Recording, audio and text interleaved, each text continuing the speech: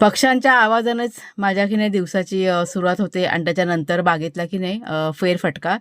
तर इथे बागेमध्ये एक फेरफटका मारला, झाडांशी, रोपांशी जरा बोलले आणि त्याच्यानंतर आपल्या घरातल्या कामाला की नाही सुरुवात केलेली आहे.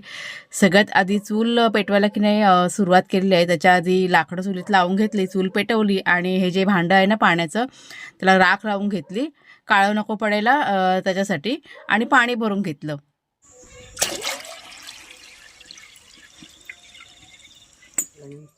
ए वाघ्या शेरू, काय रे?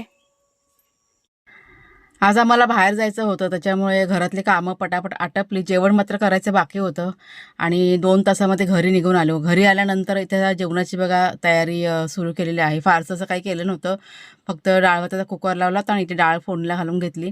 संध्याकाळच्या वेळेस गुलाब पाणी बनवायचं होतं. आपल्या बागेतली बघा गावठी गुलाबं काढली होती ना, आणि तुम्ही सगळ्यांनी सांगितलं होतं गुलाब पाणी बनव म्हणून. तर थोडंसं सर्च करून बघितलं आणि त्याच पद्धतीने करायला घेतलेलं आहे.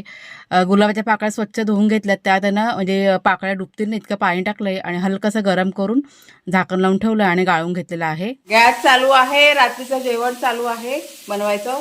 आणि हे बघा फायनली आपलं गुलाब पाणी तयार करून झालेलं आहे. मी बरोबर केलं का तुम्ही सगळ्यांनी सांगा मला कमेंट करून. रंग तर खूप छान आलेला आहे, बघा मस्त.